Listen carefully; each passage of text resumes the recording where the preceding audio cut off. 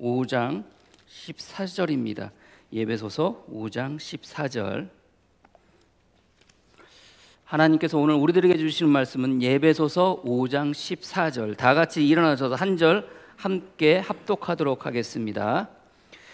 그러므로 이르시기를 잠자는 자여 깨어서 죽은 자 가운데서 일어나라. 그리스도께서 너에게 비추시리라 하셨느니라. 아멘. 자리에 앉으시길 바랍니다. 예, 다시 죽고 싶으세요? 다시 죽고 싶으세요? 다시 죽고 싶으세요? 왜 우리 그러잖아요. 너 죽고 싶냐? 뭐 이런 말 싸우다가 그렇게 많이 듣기도 하는데, 여러분들 다시 죽고 싶으세요? 라는 제목으로 말씀 나누도록 하겠습니다. 예, 우리가 지난주에 우리 때문에 우리 주님께서 하나님께서 행복해 하신다라고 말씀을 나누었습니다. 우리를 통해서 주님께서 기뻐하시고요, 또 우리를 통해서 뭐라 그럴까요? 기뻐하시는데, 우리가 뭘 열심히 해가지고 우리 주님께서 기뻐하시는 게 아니라고 그랬잖아요. 우리가 열심히 예배를 드려서, 우리가 열심히 기도를 해서, 우리가 열심히 봉사를 해서, 우리가 열심히 선교를 해서, 전도를 해서, 헌금을 많이 해서 우리 주님께서 기뻐하실까? 그런 거 가지고 우리 주님께서 기뻐하는 분이실까? 아니라고 그랬죠, 여러분들.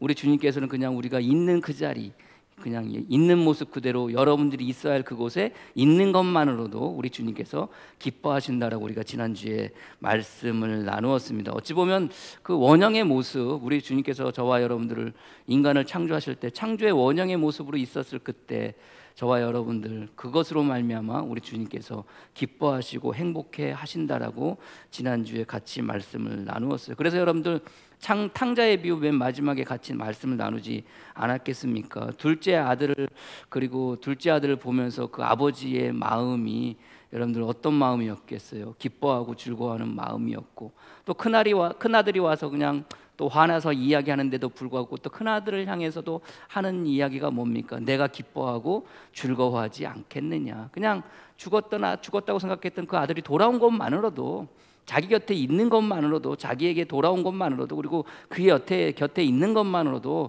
아버지는 기뻐하고 즐거워할 일이 아니겠냐. 자기 혼자 기뻐하는 것이 아니라 사람들 불러서 잔치 벌리고 그러면서 그 사람들한테도 여러분들 뭐라고 그래요? 내가 기뻐하고 즐거워하지 않겠습니까? 라고 하면서 그 기쁨과 그 즐거움을 사람들에게 이야기하고 자기 큰아들에게도 이야기하고, 동일하게 어찌 보면 우리를 향한 하나님의 마음은 여러분들이 무엇을 열심히 해서가 아니라, 돌아왔던 둘째 아들이 뭘 열심히 해서 여러분들 그 아버지를 기쁘게 한 게 아니라고 그랬잖아요. 그냥 돌아와서 그 자리에 있는 것만으로도 그냥 아버지가 기뻐하고 즐거워하고 행복해하는 것처럼, 저와 여러분들도 그냥 여러분들이 있는 그 자리, 여러분들이 계신 그곳에 있는 것만으로도 우리 주님께서 기뻐하신다는 것을, 나를 통해서 나 때문에 행복해 하신다는 것을 여러분들이 믿으시기를 바랍니다.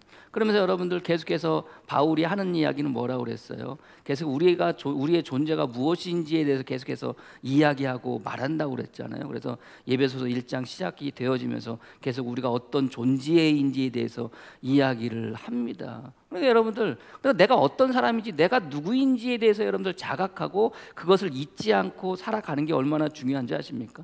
여러분들 집 나갔던 아들이 여러분들 왜 돌아오게 돼요? 아버지에게서 자기가 받을 유산을 다 물려받아요. 아버지가 죽지도 않았는데 여러분들 그 자기에게 물려줄 거 달라고 그러고 여러분들 그거 가지고 나가잖아요. 큰 아들이 여러분들 그 둘째 아들을 표현할 때 나중에도 말씀드렸지만, 아버지의 것을 받아서 나가서 창녀들과 함께 있다가 다 쓰고 돌아온 그 사람이라고 이렇게 이야기를 하거든요. 그러니까 그 둘째 아들이 그런 사람이었습니다. 어떻게 보면 가지고 있는 아버지에게서 모든 것을 받아가지고 나가서 허랑방탕하게 쓰고 살다가 아무것도 없게 되고 어떻게 돼요? 돼지 농장으로 들어가게 되지 않습니까? 돼지를 이제 돌보고 돼지를 키우게 되는데, 거기서 돼지를 키우다가 여러분들 그래도 힘들고 어렵고 먹을 게 없어가지고 여러분들 돼지가 먹는 주엄나무를 먹게 돼요. 근데 여러분들 그거조차도 없는 거예요. 그거조차도, 돼지가 먹을 것조차도 여러분들 없어가지고 배가 고파가지고 죽게 되어지는 그 순간에 여러분들 그 아들이 뭐라고 그러는지 아세요? 뭘 생각하는지 아십니까? 아버지를 생각해요. 그리고 자기는 뭐라는 거예요?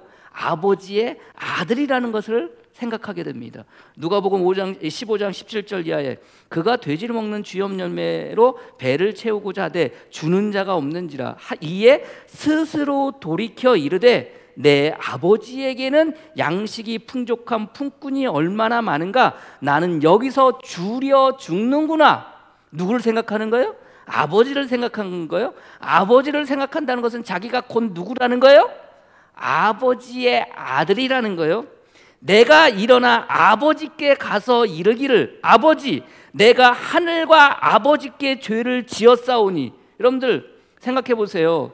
이 둘째 아들은 지금 뭘 생각한다고 그랬어요? 아버지를 생각한다고 그랬잖아요. 그럼 아버지를 생각한다는 것은 자기가 누구라는 거예요? 아들이라는 거예요. 근데 재밌는 게, 자, 이에 일어나 아버지께 가서 이르기를, 내 아버지, 내가 하늘과 아버지께 죄를 지었사오니 지금부터 아버지의 아들이라 일컬음을 감당하지 못하겠나이다. 나를 품꾼의 하나로 보소서라고 이렇게 이야기해요. 품꾼의 하나로 봐달라는 거예요. 그럼 여러분들 이 아들의 마음에는 자기가 품꾼이라는 거예요? 아버지의 아들이라는 거예요? 생각해 보세요, 여러분들. 품꾼이라고 말은 하지만 여전히 이 아들은 자기는 누구의 아들이라는 거예요? 아버지의 아들이라는 거예요. 그 마음을 품고 있는 거예요. 그래서 내가 아버지에게로 가면 아버지는 뭐 할 뿐이다? 자기를 받아주실 뿐이다. 자기가 비록 품꾼으로 여겨달라고 한다고 한들 우리 아버지는 나를 받아주실 뿐이다 라고 생각을 하는 거예요. 여러분들 그 생각 가운데 여러분들 이 아들이 가지는 마음은 뭐예요? 자기에게는 아버지가 있고 자기를 맞아줄 아버지가 있고 자기는 그 아버지의 아들이라는 거예요. 이 존재가, 자기의 존재가 어떤 존재인지 아니까 누구를 찾아가는 거예요? 아버지에게 돌아가는 거예요. 아버지에게. 그래서 자기가 어떤 존재인지 알고 어떤 존재인지를 깨닫고 인식하고 살아가는 게 이게 얼마나 중요한지 여러분들 그 말씀을 통해서 우리가 알 수 있어요. 그래서 바울은 계속해서 예배소서 1장을 통해서 시작하면서 우리가 어떤 존재인지에서 계속해서 규정하고 이야기하고 그 존재는 어떻게 살아야 될지에서 여러분들 반복해서 이야기한다고. 그 존재가 하나가 아니라고 그랬잖아요. 하나가 아니라고 그랬잖아요. 여러 부분으로 여러 가지로 많이 이야기하면서 마지막에 순간에 누구라는 거예요? 우리는 뭐라는 거예요? 빛이라는 거예요. 자, 바울이 이야기하면서 예배소를 시작하면서 우리가 어떤 존재인지에 대해서 우리가 어떻게 살아야 될지 쭉 이야기하면서 이제 어느 존재까지 온 거예요? 우리가 빛이라는 거예요. 빛의 자녀의 존재까지 오게 된 거예요.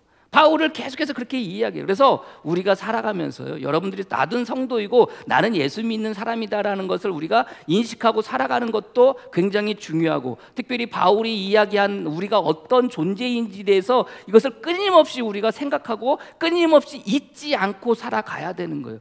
그래야 어떻게 보면 탕자가 그렇게 나갔다가 지멋대로 살다가 돌아올 때 돌아올 수 있는 그 마음은 어떤 마음이에요? 자기가 누구라는 거예요? 아버지의 아들이라는 거예요. 그 마음이 그 마음 가운데 자기가 어떤 존재인지에 대해서 알게 되는 거예요. 그래도 아버지의 아들이니까 그래도 자기가 어디 있다는 거예요? 돌아갈 곳이라도 있다는 거예요. 설사 그곳에 가서 내가 품꾼으로 있다 할지라도 적어도 그전에는 뭐라는 거예요? 아버지의 아들이라는 거예요.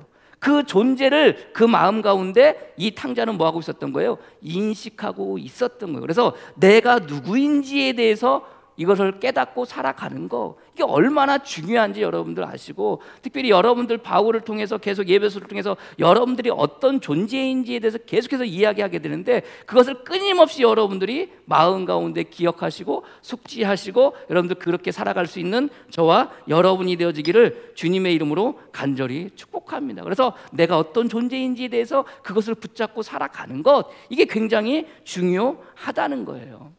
그러면서 이제 오늘 성경에 빛의 자녀라고 이야기하면서 뭐라고 이야기하고 있습니까?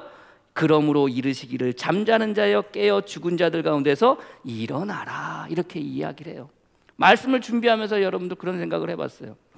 여러분들 오늘 또 부활주일이니까 아침마다 제가 이제 단체 토목이 되어져 있는 곳이 이제 대부분 이제 이렇게 목사님들 그룹들이니까 아침마다 그냥 새벽부터 톡톡톡톡 카톡 올리는 거예요. 뭘 올리겠습니까, 여러분들? 부활주일 아침이니까, 부활절 아침이니까 여러분들 얼마나 좋겠어요. 그러니까 이제 부활절 아침에 맞는 그 마음을 이제 표현하는 글들이 막 올라와요. 그 가운데 하나가 여러분들 친한 목사님이 이제 이걸 올리셨어요. 이렇게 올렸어요. 부활의 감격이 늘 넘치기를 기도합니다. 이렇게 카톡을 딱 보내오신 거예요.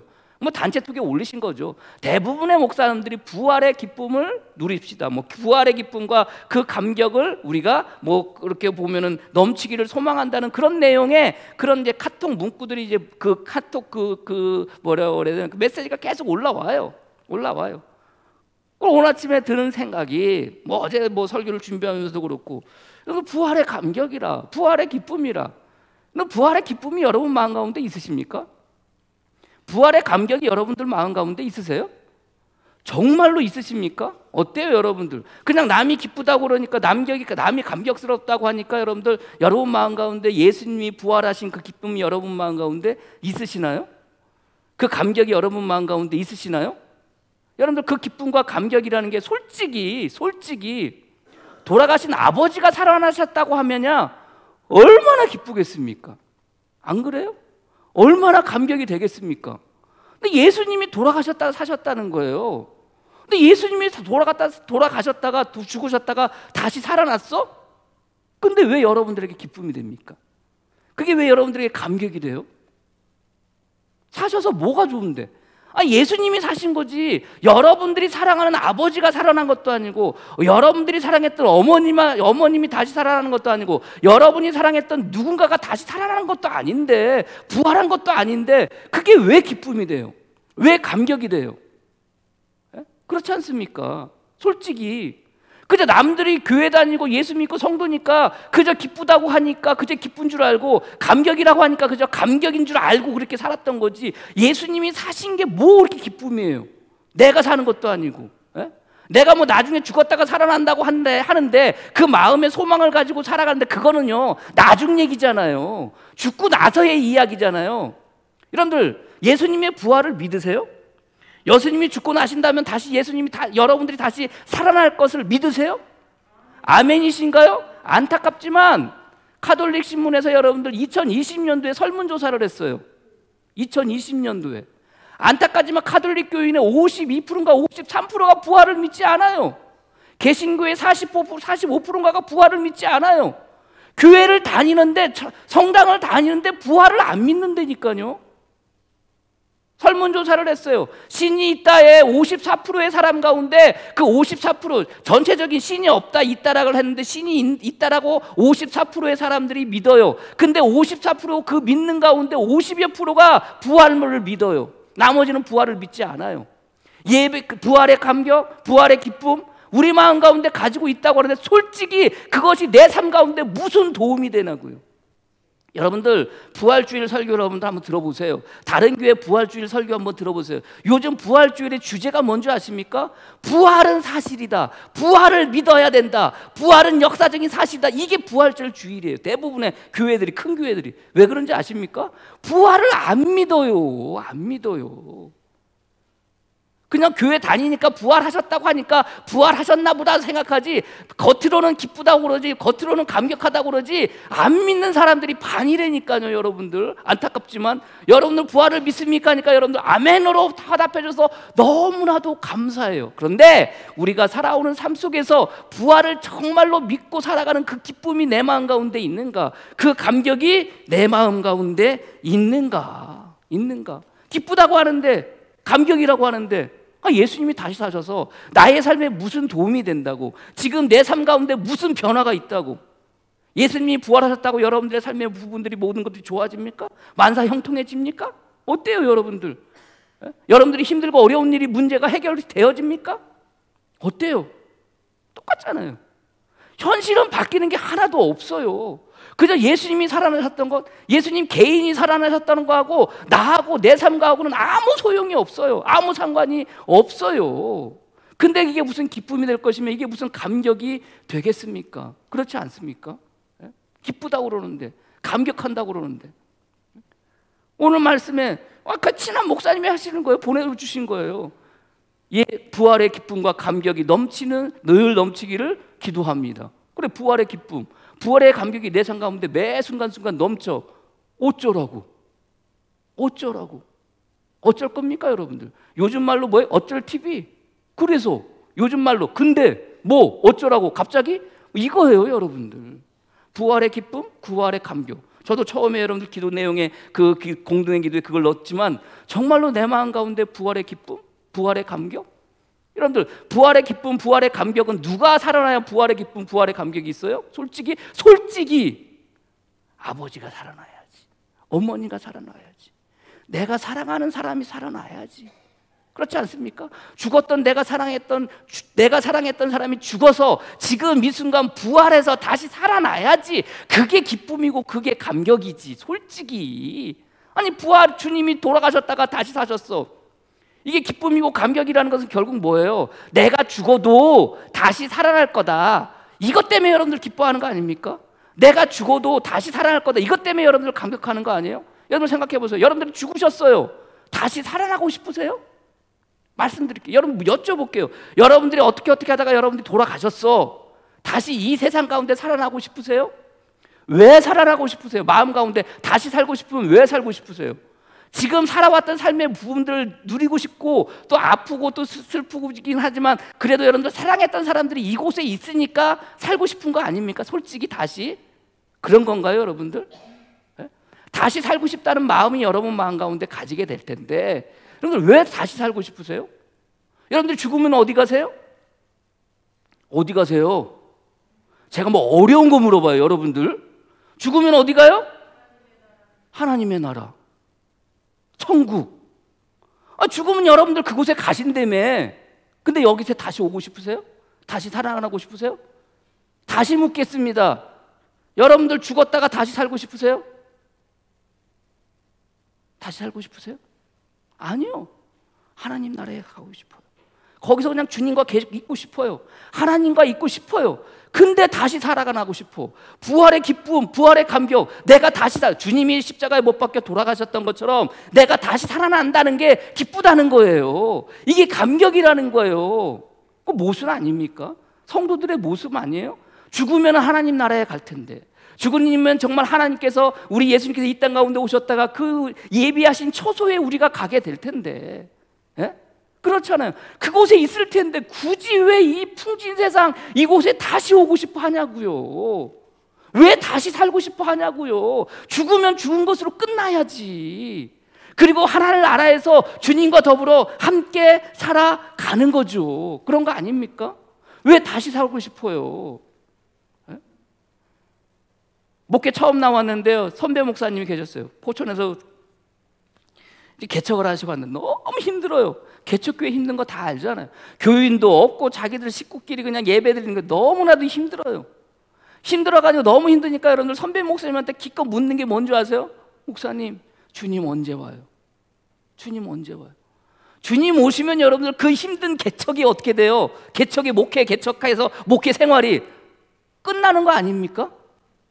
얼마나 힘들면 주님 언제 와요? 언제 와요? 그게 질문이었어요. 선배 목사님한테 하는 게. 이 전도사님이, 그때 당시에 전도사님이 지금 중국 선교사로 나가 계시지만 얼마나 힘들었으면, 그 삶이 얼마나 힘들었으면 주님이 빨리 오시기를 바라는 거예요. 왜요? 그러면 끝나는 거 아니에요. 그럼 설사 우리가 죽었다고 쳐.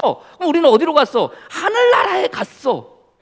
하늘나라에 갔으면 여러분들 그곳은 어떤 곳이에요? 요한계시록 22장에 나오죠. 그곳은 눈물도 없고 한숨도 없고 슬픔도 없고 그런 곳인데, 그곳은 어떤 곳이에요? 보좌를 중심으로, 하나님을 보좌를 중심으로 모든 사람들이 하나님께 찬양하고 예배하고, 그곳에 눈물도 없고 아픔도 없고 저주도 없고 슬픔 없는 그곳인데 내가 죽으면 그곳에 갔다라고 나는 지금 믿는데 왜 굳이 다시 이 땅 가운데 주님께서 살아나신 것처럼 나도 부활할 거라는 그 소망으로 말미암아 그것이 기뻐하고 그것을 감격하며 살아가고 있느냐 말이에요.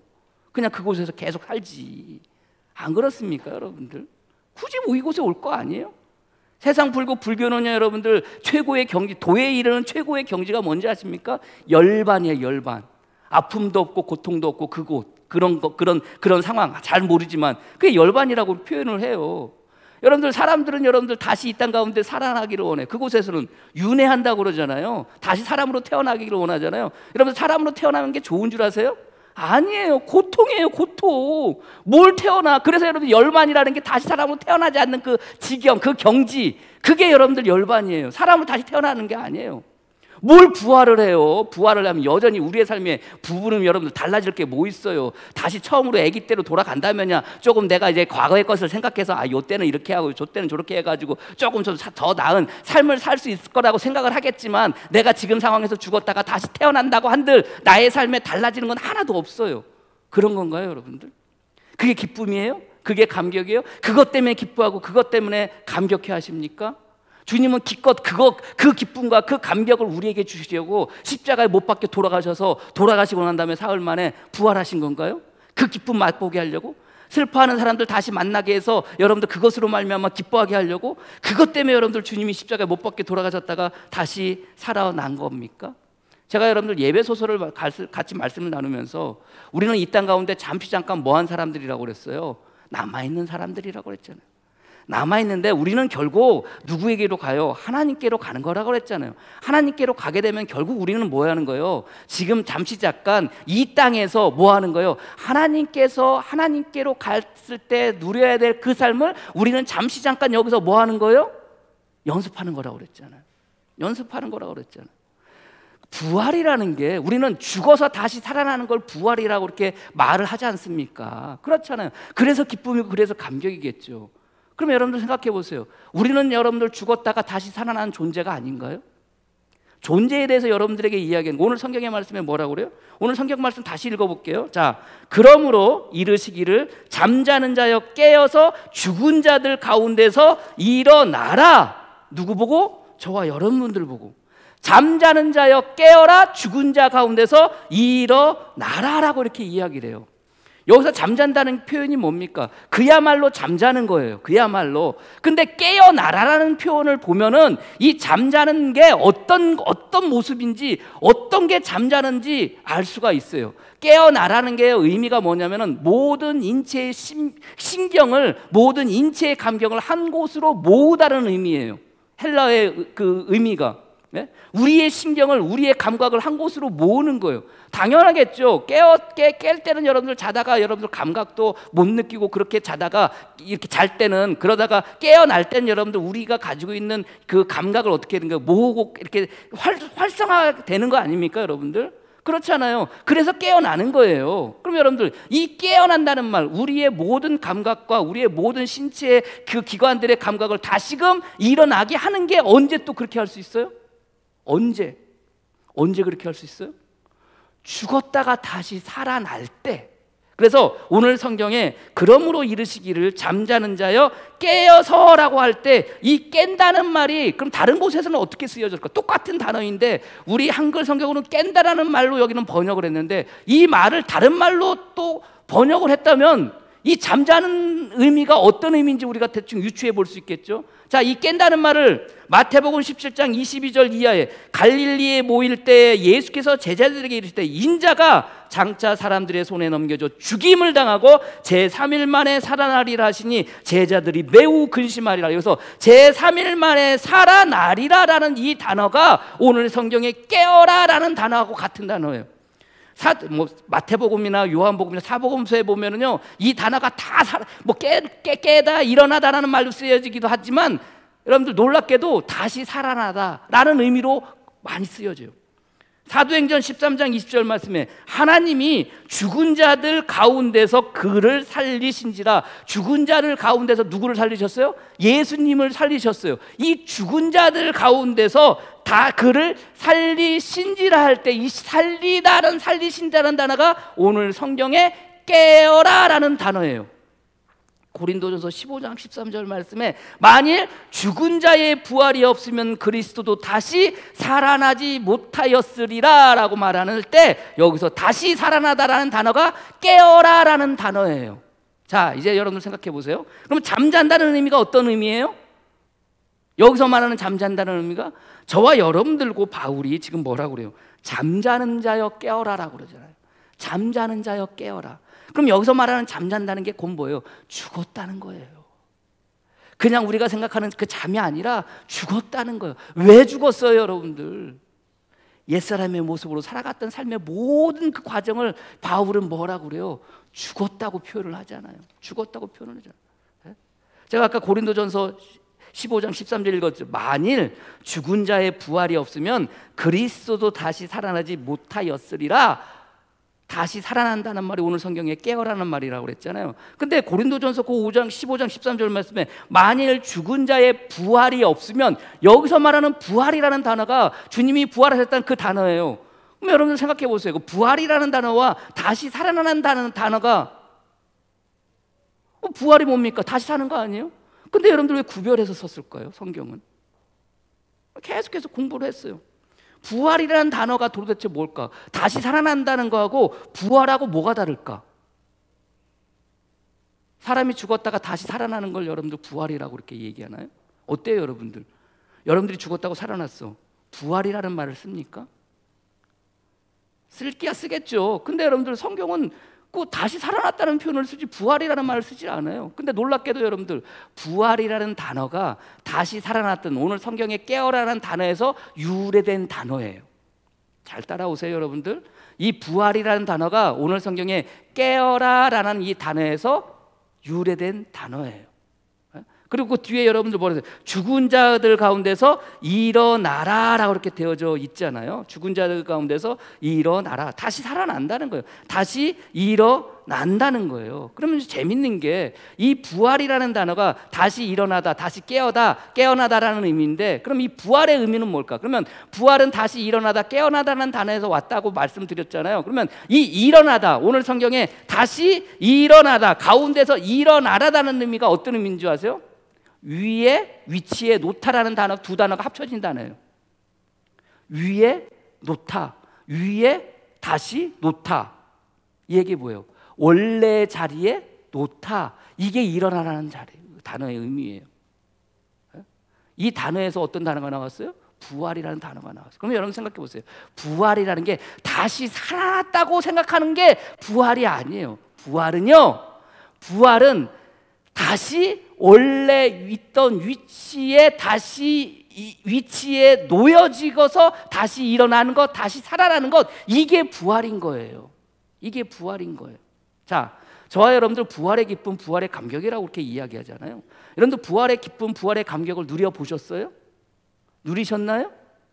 생각해 보세요. 우리는 죽었다가 다시 살아나는 게 부활의 기쁨이고 부활의 감격이라고 이야기하는데 아니에요. 이미 여러분들은 부활의 기쁨과 부활의 감격을 뭐예요?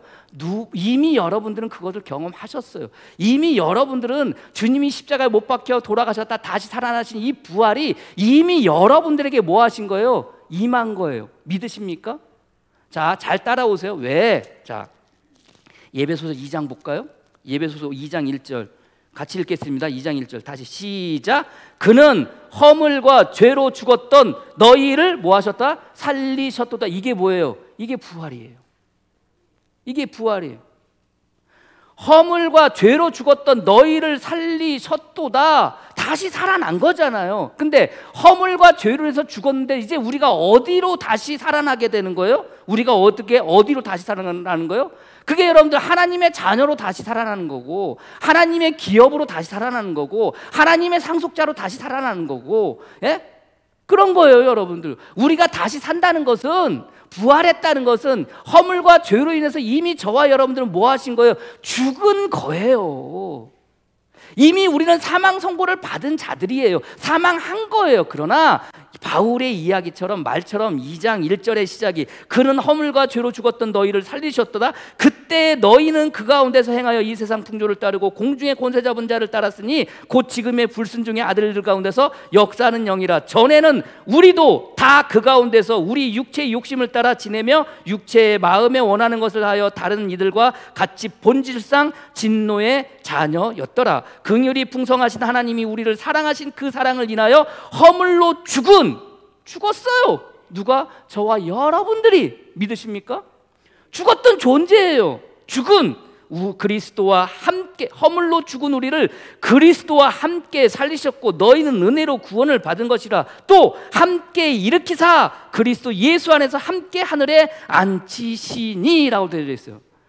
부활의 기쁨이라는 건, 부활의 감격이라는 건요, 이미 저와 여러분들은 허물로 죄로 살다가 우리는 어둠 가운데 있다가 어둠의 자식으로 죽어진 존재예요. 그런데 주님이 십자가에 못 박혀 돌아가셨다가 다시 살아나실 때 누구도 살아나는 거예요? 저와 여러분들도 살아나는 거예요. 근데 살아날 때는 어떻게 살아나는 거예요? 어떻게 살아나는 거예요? 하나님의 선택받은 자로 부활하는 거예요. 믿으십니까? 하나님께서 택하신 자로 부활하는 거예요. 하나님의 상속자로 부활하는 거예요. 하나님의 아들로 부활하는 거예요. 믿으십니까? 제 말이 아니에요, 여러분들. 예배소서 여러분들 바울의 얘기합니까?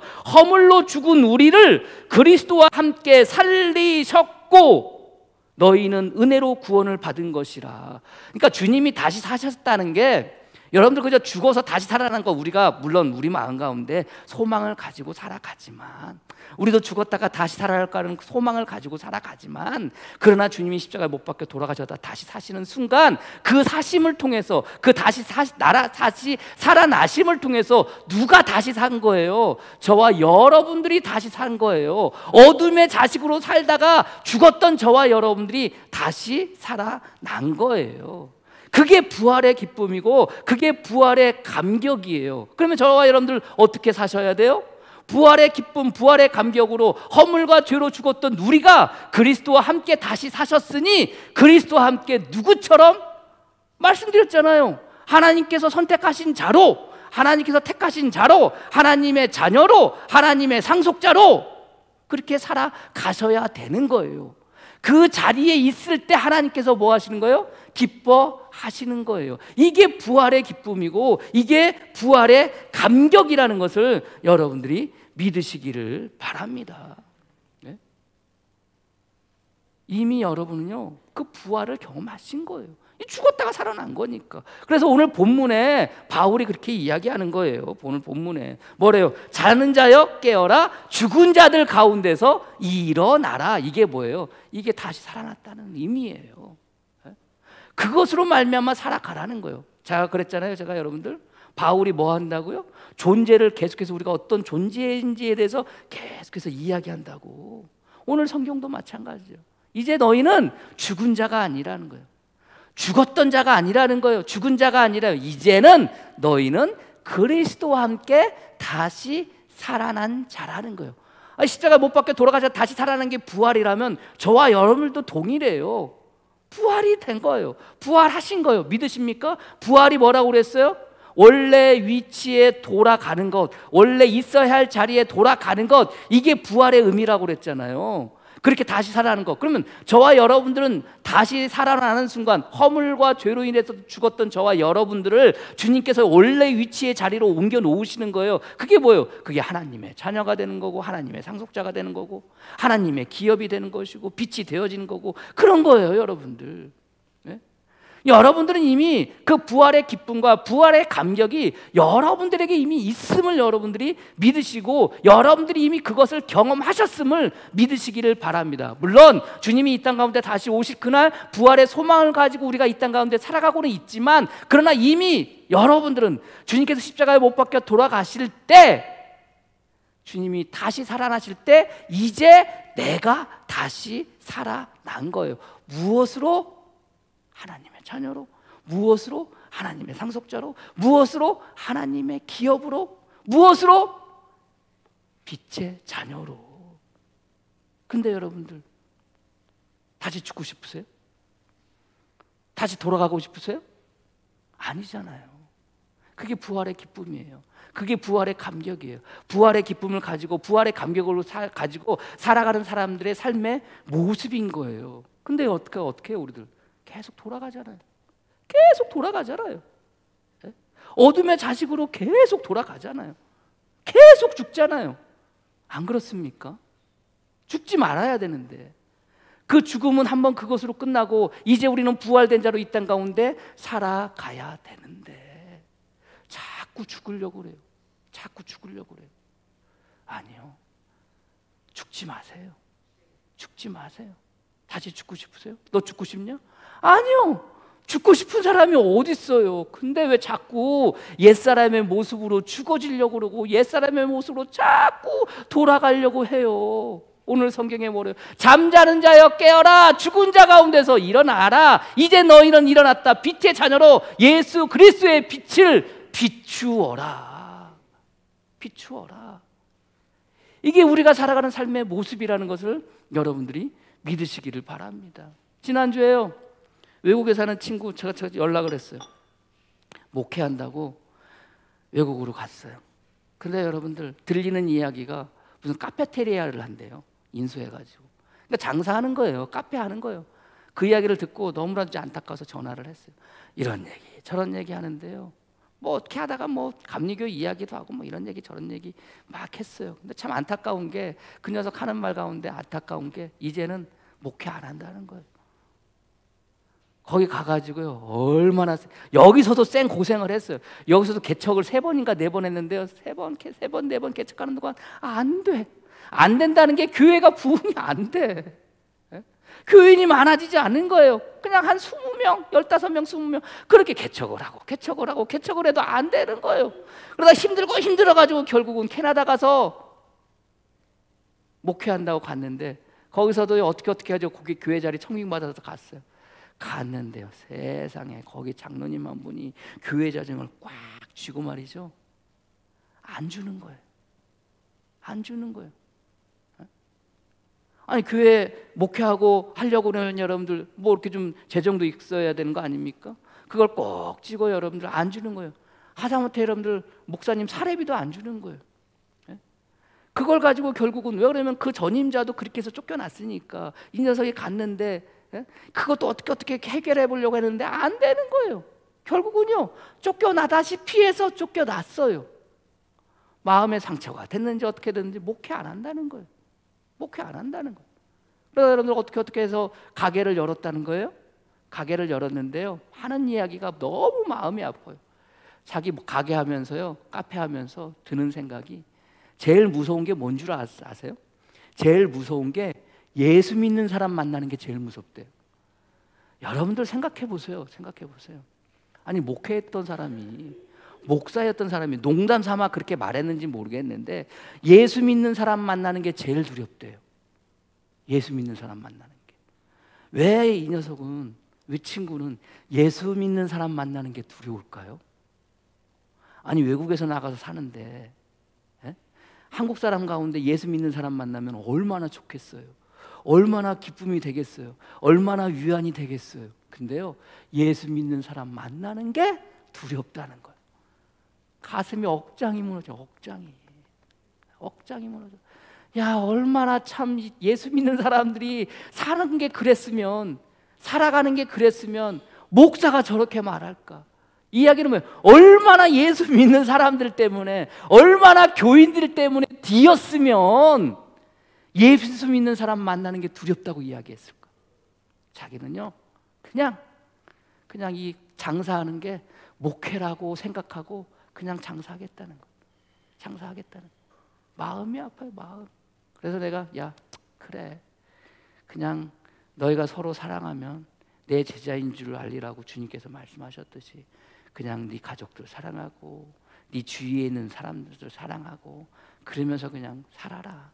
그렇게 해서 그냥 예수님의 제자인 것처럼 그렇게 목회해라.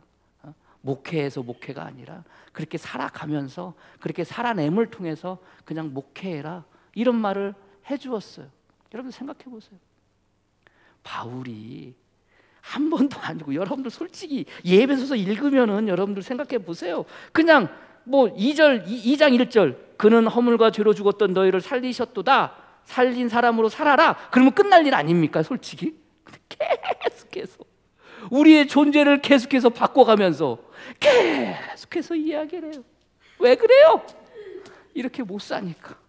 이렇게 안 사니까. 못 사니까 아니라 안 사는 거겠죠. 마음이 아파요. 마음이 아파요. 부활의 기쁨, 부활의 감격, 그거는요 이미 우리는 겪었어요.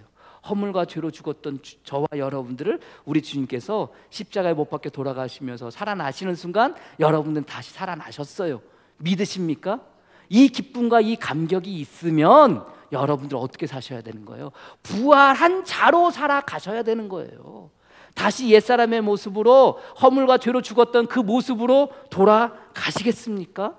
다시 죽으시겠습니까? 아니요. 그럴 수 없죠. 다시 없죠. 이제는 저와 여러분들 택한 자로 부활하여서 택한 자로 살아가시는 거예요. 하나님의 아들로 자녀로 택함을 받아서 그렇게 살아나셨으니 하나님의 자녀로 살아나는 거예요. 하나님의 기업으로 살아가시는 거예요. 성령의 인치심을 받은 자로 이래 살아가시는 거예요. 구원받은 백성으로 살아가시는 거고, 하나 된 자로 부활해서 살아가는 거고, 새 사람으로 살아가는 거예요. 세상의 빛으로 살아가시는 거예요. 이게 부활의 기쁨이고 이게 부활의 감격이에요. 살아가는 삶의 형편은 변함이 없을 거예요. 여전히 우리들의 삶은 힘들고 어려울 거예요. 그 친구하고 얘기하는데 참 똑똑한 친구예요. 똑똑한 친구예요. 음대 나와가지고요, 똑똑했던 친구예요. 굉장히 똑똑해요. 근데 지 친구가 뭘 할 때마다 안 돼. 그러다가 이제 어떻게 하다 감리교 이야기가 나왔어. 자기가 이제 아는, 자기가 이제 뭐 선교 훈련 받고 그랬을 때 자기가 알던 그 목사님들이 큰 교회 담임으로 갔다는 거예요. 큰 교회 담임. 감리교회 이름만 대면 알만한 교회 담임으로 자기가 이제 같이 공부하고 같이 훈련 받았던 사람들이, 목사님들이 갔다는 거예요. 그러면서 하는 얘기가 뭔 줄 아세요? 자기도 그때 줄을 좀 잘 설 걸, 그런 말을 해요. 줄을 좀 잘 설 걸. 그 목사님 그 알고 그 뭐에 그러면 그 훈련 받고 있을 때 거기 계셨던 목사님들, 큰 교회 목사님들 그 뒤에 줄을 좀 서 있을 걸, 서 있을 걸, 그런 이야기를 저한테 해줘요. 자기는 그걸 못 한다는 거예요. 자기는 그걸 못 한다는 거예요. 그래서요 그냥 이렇게 산다는 거예요. 그러면서 하는 얘기가 뭔지 아세요? 또 마음이 메어져. 나기는 그게 정말 목회의 소신인 줄 알고 사람들 편에 줄 안 서고 그저 하나님만 바라보고 하나님 편에 서 있는데 내게 이게 뭐냐? 이게 삶이 뭐냐? 하나님이 도대체 뭐 하고 계시냐? 저한테 물어보는 거예요. 하나님은 도대체 뭐 하냐? 나는 정말로 목회의 소신을 가지고 그렇게 살았는데 살아가는 삶의 결과가 이건데 도대체 하나님은 뭐냐? 하나님은 도대체 뭐 하시는 거냐? 그렇게 물어봐요. 그렇게 물어봐요. 그럼 어떡합니까, 여러분들? 생각해 보세요. 우리는 신앙생활하면서 그런 생각 안 듭니까? 저도 마찬가지예요. 저도 빠릿빠릿한 그런 놈이었어요, 여러분들. 이런 시골에 와서 썩을 놈이 아니었어요. 에? 솔직히 지금 지났으니까 얘기했는데 우리 고향교회가 여러분들 목사님이 은퇴할 때가 됐어요. 저도 여러분들 은퇴할 때가 됐으면 여러분들 가가지고 그 목사님 뒤에 줄을 딱 서 있으면 되는 거 아닙니까? 목사님 어떻게 후임자로? 에? 그래가지고 여러분들 그 교회, 저희 고향교회가 여러분들 청빙을 한대요. 이력서를 내래요. 그래가지고 내가 언젠가 여러분들 김지영 목사님께, 목사님, 권사님 제 설교 좀 녹화 좀 해주세요. 그래서 부탁한 적도 있다니까. 왜요? 그 설교 녹화분, 3편의 설교 녹화분이 있는 거예요. 그래가지고 여러분 부탁한 적이 있었어요. 그래 녹화했어요. 그래 녹화해가지고 정리해가지고 하려는데 내가 뭐 하는 짓이냐? 내가 뭐 하는 짓이냐? 내가 지금 뭐 하는 짓이냐? 뭐 하시는 짓이냐? 그리고 말았어요. 그리고 여러분들 그 새로 이제 청빙이 돼서 목사님이 오셨어요. 교회가 이제 분란이 생겼어요. 목사님이 쫓겨나가게 됐어요. 교회 여러분들 거기서 오래 있었으니까 몇몇 권사님들이 저를 불렀어요. 본인 교회 올 수 있으면, 저 고향 교회죠. 교회 교회에 올 수 있으면 와달라고. 여러분들 그런 얘기 들으면 어떤 마음이 들어요? 사모님도 계시죠. 가가지고요. 장로님들 다 알아요. 어릴 때부터 있던 목사 장로님들 찾아가서, 권사님들 찾아가서, 동창들 찾아가서, 친구들 찾아가서 그렇게 줄을 서면 여러분들 할 수도 있잖아요. 근데요 그런 거 못해요. 마음의 소신이라고 생각했는데 안 했더니 뭐 달라진 게 있어요? 뭔가 좋아진 게 있나요? 이럴 때 뭘 써요? 개뿔. 아무것도 없어요. 그 녀석 말 맞다나 하나님은 도대체 뭐 하시는 거야? 그게 우리들의 삶의 모습일 수도 있어요. 우리가 부활의 기쁨을 가지고 부활의 감격을 살아간다고 다시 허물과 죄로 죽었던 우리를 주님께서 살아나실 때 다시 살아나셨는데, 다시 살아났는데, 그런데 우리의 삶의 현실은 여전히 힘들고 어렵고 다시 옛사람으로 돌아가게 하려고 하는 우리들의 삶의 형편 가운데 우리가 놓여져 있을 그때라도 우리는 뭐 하는 거예요? 그 감격을 가지고 어떻게 하는 거예요? 부활의 기쁨을 가지고 어떻게 하는 거예요? 살아내는 거예요. 살아내는 거예요. 어떻게 해서든지 살아나는 거예요. 살아내는 거예요. 다시 살아났으니까 다시 죽을 수 있어요? 죽을 수 없잖아요. 다시 죽고 싶은 사람이 어디 있겠습니까? 그러니 우리는 어떻게 해야 돼요? 살아야죠. 부활의 몸을 가지고, 부활의 생각을 가지고, 주님이 부활하셨던 것처럼 우리를 다시 살리셨으니, 허물과 죄로 죽었던 우리를 다시 살리셨으니, 빛에 잠든 자여 깨어라, 죽은 자 가운데서 일어나라. 예수 그리스도가 빛으로 너희를 비춰주니라. 여러분들, 빛으로 우리를 비칠 때 우리는 어떻게 돼요? 그 빛을 받아서 그 빛을 바라는 자가 되어지는 거예요. 믿으십니까? 그래서 우리를 통해서 누가 드러나는 거예요? 예수 그리스도가 드러나는 거예요. 너희가 서로 사랑하면 내 제자인 줄 알리라 라고 말하는 것은 그 빛이 우리에게 비춰지니, 그 사랑이 우리에게 내려지니, 나를 통해서 그 빛이 어떻게 되고 반사되어져서 나타나지는 거예요. 주님이 십자가에 못 박혀 돌아가셔서 다시 살아나셨다, 이것이 부활의 기쁨이고 감격이라고 우리가 믿는다면, 그것이 내 삶 가운데 차고 넘치기를 원한다면, 그 예수 그리스도가 누구를 통해서? 저와 여러분들을 통해서 비춰지는 거예요. 믿으십니까? 다시 죽고 싶으세요? 다시 죽고 싶으세요? 아니요. 부활한 사람으로 이 땅 가운데 살아가야 되지 않겠습니까? 살아내야 되지 않겠습니까? 훗날 주님이 다시 이 땅 가운데 오시는 그날 기쁨으로 주님을 맞이할 수 있도록 여러분들, 힘들지만 어렵지만 그래도 부활한 자로, 허물과 죄로 죽었던 저와 여러분들을 주님께서 다시 살리셨으니 그 사치 다시 살린 자로 이 땅 가운데 살아가시는 저와 여러분이 되어지기를 주님의 이름으로 간절히 축원합니다. 기도하겠습니다. 하나님, 감사합니다. 허물과 죄로 죽었던 우리들을 살리셨습니다. 주님이 다시 살아나실 때 우리도 다시 살리셨음을 믿습니다. 그것이 부활의 기쁨이고 그것이 부활의 감격인 것을 주님 앞에 고백하겠습니다. 주님, 다시 죽고 싶겠습니까? 다시 옛사람의 모습으로 돌아가겠습니까? 다시 옛사람의 삶을 살아가야겠습니까? 절대 그럴 수 없습니다. 주님, 우리를 붙잡아 주셨사오니, 그리고 우리를 다시 살리셨사오니, 그리고 우리에게 빛을 비추고 계시오니, 주님, 그 부활한 자로, 다시 살은 자로 이 땅 가운데 살아가도록 주님께서 축복하여 주시옵소서. 예수님의 이름으로 기도합니다. 아멘.